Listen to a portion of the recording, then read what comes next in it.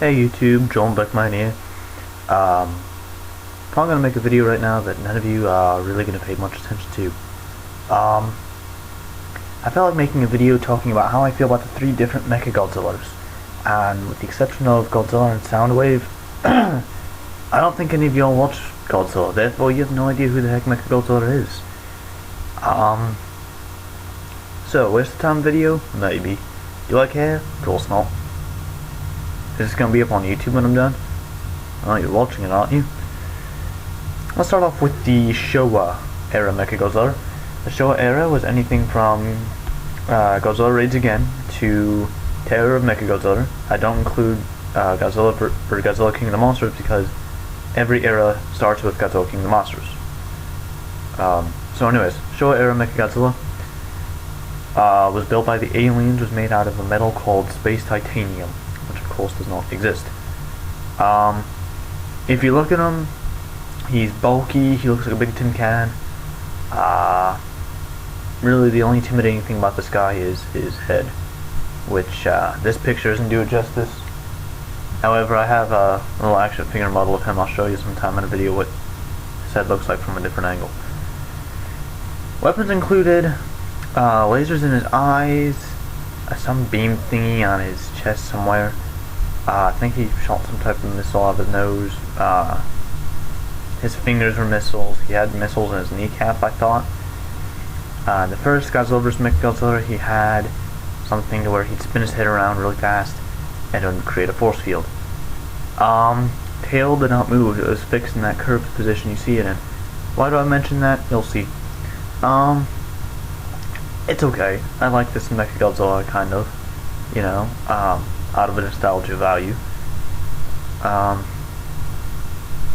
Is it the best Mechagodzilla? Well, I don't know. We'll see. Next up on the chopping block is Mechagodzilla 2 from the Heisei series, which was anything from Godzilla 1984, The Return of Godzilla, or if you're in America, Godzilla 1985, up until Godzilla vs. Destroyer. Again, technically does start with King of the Monsters, but every series does. Anyway, this Mechagodzilla was built by the humans as a weapon against Godzilla. They built him based off of designs they got when they pulled the From the Future Mecha King Ghidorah out of the ocean. The cockpit for this guy is right in between his eyes. If you look, there's a little bit of a triangle there. That's where the control module is. You'll notice looks okay. Looks a little bit more, I don't want to say robotic, but less of a corny robotic.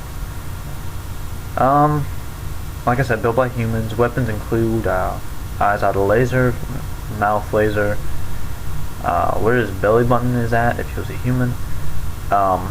There's a thing that opens up and any projectile attack that Godzilla or Fire Rodan shot at it could repulse back. Also has these two thingies on its wrists that shoot cables out and go into its opponent's body and will send electrical shocks into it. This Mechagodzilla, don't get me wrong, he's cool. There's something I don't care for about him.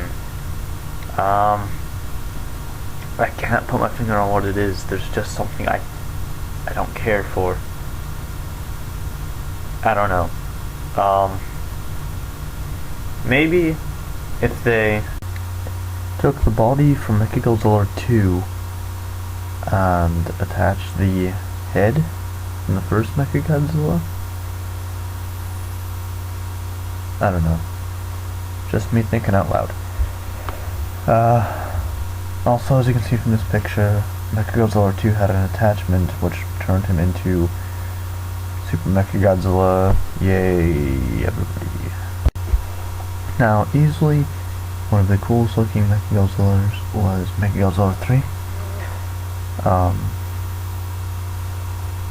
Clearly, he is the most flexible Mechagodzilla. Weapons included eye lasers, mouth lasers, wrist rockets, wrist blade, shoulder cannons, absolute zero cannon located in his chest. Mechagodzilla 3 actually had a Daikeiju name. He was called Kiryu, Kiryu. He was made from the bone. His skeleton was made up of the skeleton of the original Godzilla killed in 1954. This is, of course, from the 1M series. Again, just a really cool-looking Daikeiju, or Mecha Daikeiju. Now you'll notice he has purple shoulder thingies. Those are actually a jetpack. There's a whole backpack there.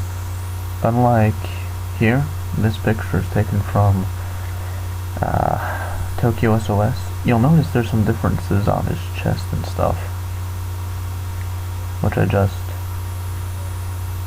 took note of. Anyway, the things on his shoulders here, those are actually shoulder rockets. They're not a backpack or nothing. Let's see, what I wish is if they had this Mechagodzilla body with the, Godzilla against Mechagodzilla purple jetpack thingy. Cause I actually kind of like the purple jetpack. Again, easily one of the coolest Mechagodzilla. Now, one of the reasons why I like this Mechagodzilla a lot is because he was made out of the skeleton of the original Godzilla killed in 1954. In one scene, the original Godzilla actually possesses his body and kind of realizes, oh my gosh, look what they've done to me. I really hate these people now. Even more so than I did 50 years ago. And just starts shooting the crap out of every building within range. And Toho did that because they had an idea for a movie called Godzilla vs. Godzilla, which involved whichever series Godzilla they were going to make it in, fighting the original 1954 Godzilla's spirit. They scrapped the idea because how do you make Godzilla fight a spirit of himself? You put in a robotic body. That's exactly what they did. So essentially, he's not just a mech created by humans, piloted by humans. He is his own sentient Daikeiju. And while the original Mechagodzilla, I think, was a sentient computer, it's not quite the same. So, overall, I like this Godzilla the most. I like the idea of him being the original Godzilla's spirit. I like the original Mechagodzilla second, just because he's the only one made by the aliens. And I like the second Mechagodzilla third, not because of looks or anything like that, just because he's just my least favorite. So, John Beckman signing off. If you watched this, congratulations, you just learned something about Godzilla. Go watch the movies, I think you'll like them. Maybe. Good night, everybody.